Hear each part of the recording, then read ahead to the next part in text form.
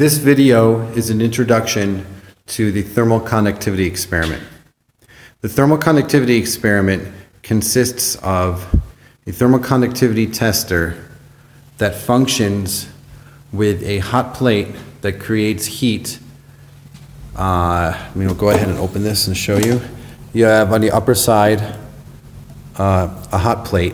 This upper plate is heated by a PID controller that sets the plate to a specific temperature. The bottom plate is cool. So you have the top plate, which is a hot plate, and a bottom plate, which is effectively a cold plate.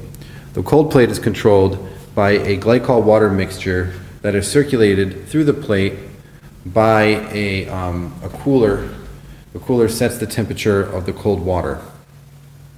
When you come into this experiment, it should have been running for a while. And the reason is that the way this experiment works is you have the hot plate providing heat that causes heat to travel through a test sample. So the way this works is you have a test sample. Let's use this sample of foam neoprene, for example. This test sample is placed between two small silicone pads as such. This is closed and snapped closed and tightened, and I'll explain that in a minute. The hot plate provides a heat flux, so heat is traveling from the hot plate to the cold plate through the sample. There are also heat flux sensors on this unit, so it measures heat flux as well as hot plate temperature and cold plate temperature. Again, this should be running, but just to show you how it turns on, there's a switch down here that turns on the cooler. So I'll go ahead and turn that on. This is the main power switch for the data acquisition system as well as the hot plate. This turns on the component that controls the hot plate. And then this is an on button to turn on the cooler to start circulating cool water. Now, this unit here, as you can see, this number is a set point for the temperature that you want the hot plate to be at. Right now you want it to be at 50, but right now it's actually, according to this number, at about 40 degrees Celsius. So when you come into lab, you should see that this unit has been running for a while, and the reason is that it takes a long time for it to reach equilibrium. This unit will allow you to measure thickness as well as heat flux in terms of millivolts and hot plate and cold plate temperature. In order to get hot plate temperature, this switch needs to be turned down. Right now you have hot plate temperature. If you turn the switch up, it'll give you cold plate temperature. This display here gives you the voltage reading from the heat flux sensor. And as far as how to measure the thickness of a sample, it can be a little, well, it's not complicated, it just takes a little bit. So what you end up doing is you take out the sample, right, just leave the silicone pads in there, close the unit, close the hatch or the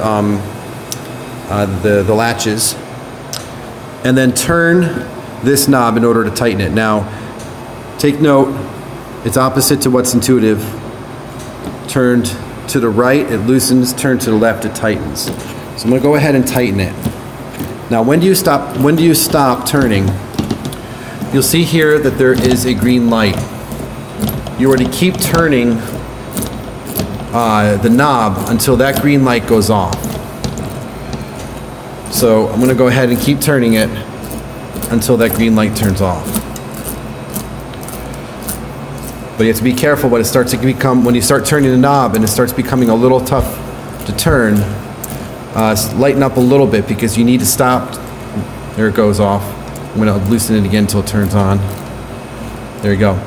when it starts tightening up, the light goes off real quick, and you want to be able to release the handle as soon as the light goes off. So I'm turning the handle slowly right now, and then the light just went off.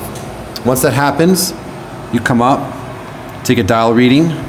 This dial reading would correspond to 78, which would be the left side of the decimal place for the black needle. And then the right side of the decimal place is the red needle. So this would be 78.54 approximately. So take note of that. Loosen it up as much as possible. Well, not as much as possible, but loosen it up significantly. You should see the light come back on. Open it up, loosen the latches, open up the unit, take the sample that you're going to test, put the sample, whoops, that almost fell, put the sample in the unit with the one silicone pad on the bottom and the other silicone pad on the top, close the latches,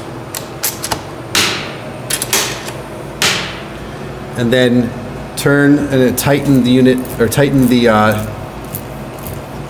turn the knob to tighten the plates together until the light turns off again. And then come back up, take the reading from the dial again. This looks like it's about 83.3 or 28, so 83.28. You would take that final reading, subtract the initial reading, and then multiply it by 2.5. Basically, it's saying that for every turn of this knob, it raises or lowers the plate by 2.5 millimeters. I believe it's 2.5 millimeters. And that'll give you the thickness of the sample. So that is how the unit operates. The overall purpose for this experiment is for you to find what the thermal conductivity of a silicone sample is. This sample is silicone. This sample has a thermal conductivity that is too high for this unit to accurately measure. Actually, this unit has what's called a minimum resistance that it measures accurately. So what that means is that your sample has to have a minimum thermal resistance in order for this unit to measure its thermal conductivity. Resistance is thickness divided by thermal conductivity. If the sample doesn't meet that minimum resistance, which this sample does not, it, in a sense, overwhelms the heat flux sensors. You don't really get a reading because it's out of range of what this unit can measure. So what you do is that you can pile this sample on top of another insulation sample, or another sample that does match the thermal resistance. So I'm going to go ahead and loosen this again until the light turns on, and then give it a few more twists. I'm going to open it up, and I'm going to take out the sample that's in here. Okay, so this sample is foam neoprene. This matches the minimum thermal resistance.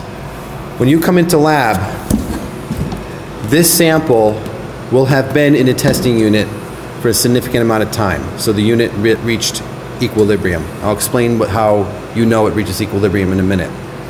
You measure the thermal resistance of this sample, and then what you end up doing is that you put this sample in the unit with a silicone on top of it, right? Put it inside as I just explained, and then take the thermal resistance of both of these samples combined. Now, what that will do is that it will give you an effective thermal resistance of one on top of the other, and then you can use thermal circuits to extract the thermal resistance of the silicone sample, knowing what the thermal resistance and thermal conductivity is of the foam neoprene sample.